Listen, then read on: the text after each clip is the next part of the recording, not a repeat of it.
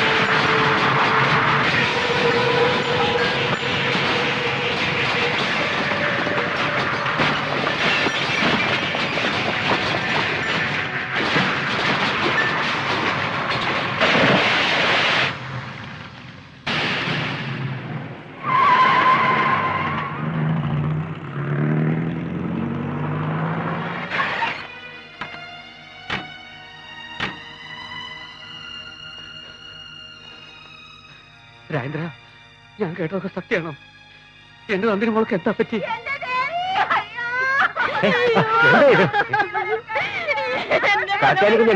മനസ്സ് വർഷോപ്പിച്ച് വെറുതെ അസുഖം കൂട്ടണ്ട. എപ്പോ തുടങ്ങി കരച്ചിലായത്? മീനാക്ഷി, അകത്ത് കൊണ്ടുപോയി കിടത്ത്.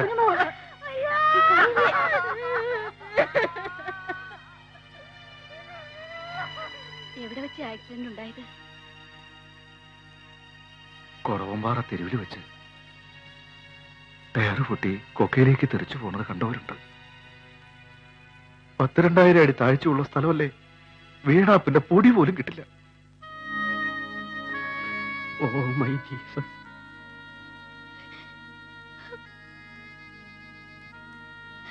എസ്റ്റേറ്റിൽ നിന്ന് എന്നെ പിക്കപ്പ് ചെയ്യാൻ വേണ്ടി വന്നത് അവള്.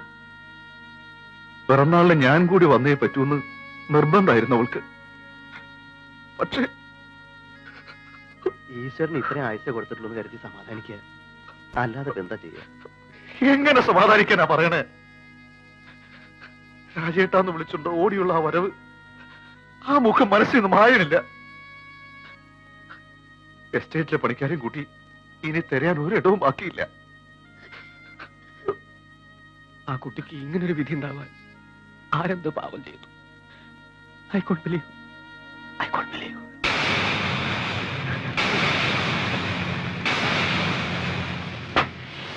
ഒരു പ്രത്യേക അറിയിപ്പ്. ഈ ഫോട്ടോയിൽ കാണുന്ന പെൺകുട്ടി വിമലഗിരി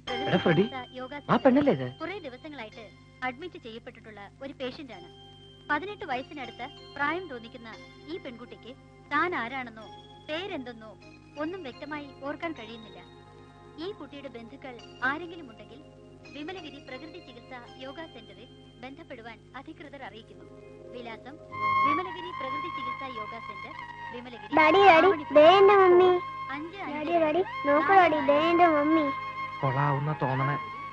എന്റെ മമ്മിക്ക് എന്ത് പറ്റി? അത് മോളുടെ മമ്മി അല്ല. അതെ, എന്റെ മമ്മിയാ. ഡാഡി അല്ല പറഞ്ഞ മമ്മിയാന്ന്. അത് ഡാഡി വെറുതെ പറഞ്ഞല്ലേ. അയ്യേ കൊച്ചുകുട്ടികൾ കരയോ? അയ്യേ ഊതി നോക്കുന്ന കരയില്ല കരയില്ല കരയില്ല. കാണിച്ചാ മമ്മി കാണിച്ചാ മമ്മി കാണിച്ചാ. Okay okay. എന്തായിരുന്നു ബഹളം? മോള് ഫ്രെഡിയങ്ങളുടെ ഫോട്ടോ ഇറക്കിയിട്ട് മമ്മിയുടെ ഫോട്ടോ കേറ്റി ഉമ്മ. ഇപ്പൊ ശരിക്കും നീ പോയിട്ട് ഈ ഓഫിയടാ. ഞാൻ ഓഫ് ചെയ്യാം. ആരാണെന്നും എന്താണെന്നും ഓർക്കാൻ പറ്റാതെ വരികയാണെന്ന് വെച്ചാ എങ്ങനെ തുള്ളിച്ചാടി കിടന്ന കൊച്ച. അയ്യോ, എനിക്ക് ആലോചിക്കാൻ പോലും പറ്റണില്ല.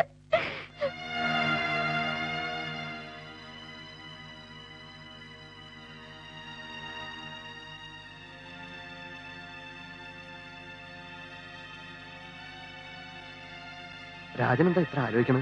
നമുക്ക് പുറപ്പെടണ്ടേ? അതെ രാജേട്ടാ, നമുക്ക് ഇപ്പൊ തന്നെ പുറപ്പെടാം. നിങ്ങളൊക്കെ ഇങ്ങനെ ചാടാതെ ഇപ്പൊ പുറപ്പെട്ട ഈ പറയുന്ന സ്ഥലത്ത് എത്തുമ്പോ പാതിര കഴിയും. മനുഷ്യനും മാഞ്ചാതി ഇല്ലാത്ത ഏരിയ. നട്ടപ്പാതിരായിക്ക് അഡ്രസ്സും തപ്പി നട്ടം തിരിയാന്നല്ലാതെ ഒരു പ്രയോജനം ഉണ്ടാവില്ല. അല്ല, അന്ന് കൊക്കയില് മുഴുവൻ ആളുകൾ തെരഞ്ഞിട്ടും കണ്ടില്ല എന്നല്ലേ രാജേന്ദ്രൻ പറഞ്ഞത്? അങ്ങനെ ഞാൻ എന്താ കള്ളം പറഞ്ഞതാണോ? അതിനിത്ര ശോഭിക്കാൻ എന്തിരിക്കുന്നു? ശേഖരൻ ഒരു സംശയം ചോദിച്ചെന്നല്ലേ ഉള്ളൂ.